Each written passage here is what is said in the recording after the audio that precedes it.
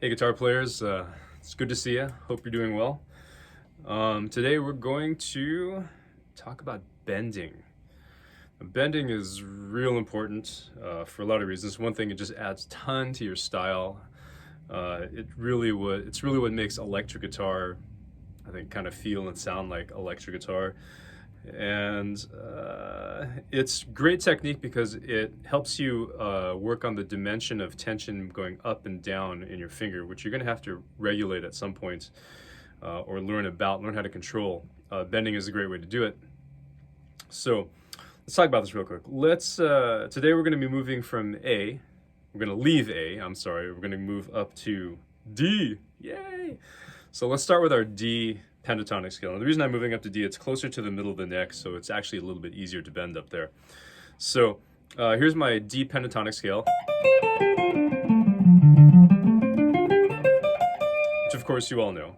And we're going to focus on three main bends in our pentatonic scale to get you started.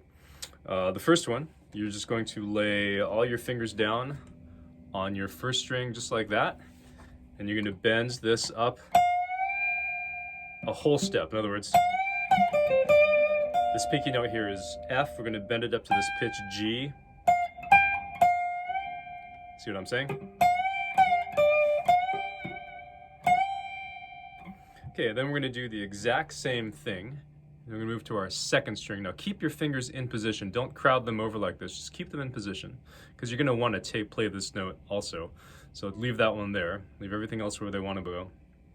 And then we're going to bend this one up, again, a whole step from this note C to this note D. So from here to here, but we're going to bend it. Okay, then we're going to come down to our third string. We're going to bend this note here with all three fingers from this G here to that note A. So it's going to sound like this. So G to A. So first thing is just practice these bends in isolation, just by themselves. One thing I should tell you that when I do bend, I do tend to bring my thumb up higher because it gives me this sort of leverage, like this, to push my string up. So when you see me like, I do have a tendency to bring my thumb up higher. That's one case where I do that. So again, let's just practice these in isolation. So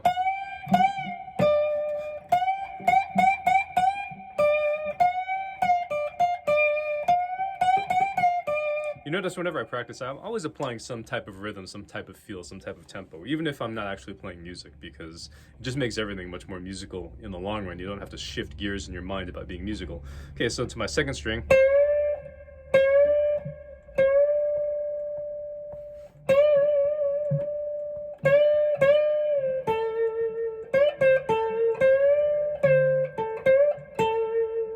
And then to my third string, right?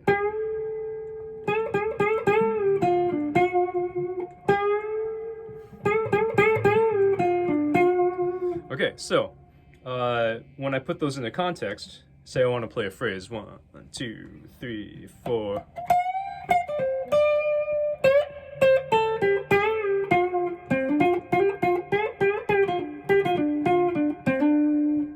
Simple as that, right? You just put into a phrase, put into rhythm. So now let's go ahead and flesh this out to our entire Dorian scale.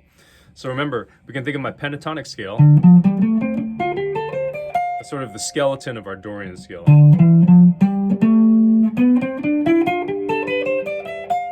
So let's do that again. Down. And a shift. Shift back. Shift.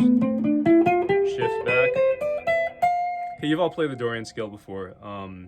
If for some reason that still seems unfamiliar or vague to you, just email me, whatever. I'll get you the materials that you need, or you can just slow that down and check it out real closely. So again, let's talk about bending. So we have our bends.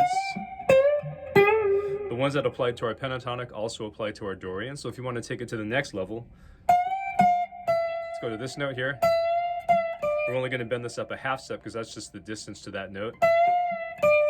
Right? Let's not try and bend this one because bending with one finger is really hard, which I don't think any of you are quite up for yet. But here we go, this one. Then this one here, bend it up a half step. Then bend this one here. Then if you want to shift down, take these two fingers and bend. And since you only have to bend this one by a half step, that's pretty achievable with one finger. Then same thing with this string. Now here you may, then shift down like that. Now these ones here, you're probably going to bend the opposite direction. Right, so.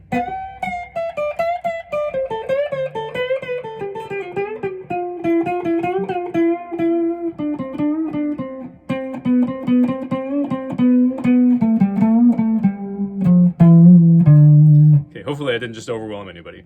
So anyway, let's throw a jam track on. I got one here in D Dorian that's actually pretty funky, and let's check that out, and let's go ahead and jam along with it real quick. Hang on, let's see what we got. Oh yeah, that's cool. I like that. So 1, 2, 3. I'm gonna start with my pentatonic.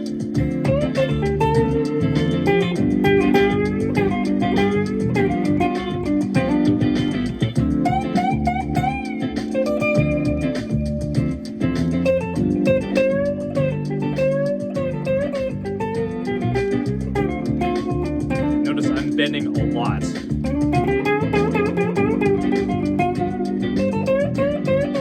Because you need the practice, so go for it.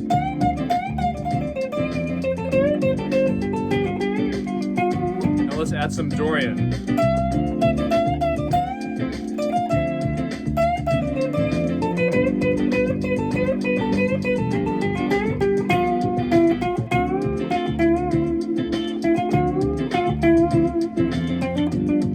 Notice I'm adding hammers, pulls.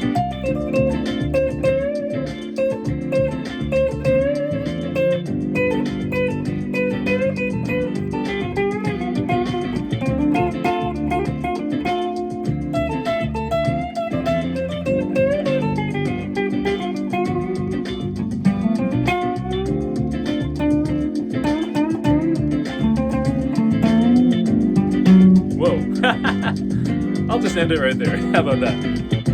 Okay, so I just made some weird note choice there. I'm not sure why I did that. Anyway, you get the idea. So now, when you jam, I want you to try and add bending along with hammering and pulling to make a really dynamic, varied solo. I'm gonna go ahead and include a link to this jam track because I really dig it into the description box of this video, so you can jam along with it. Check it out, and I will see you later. Rock on.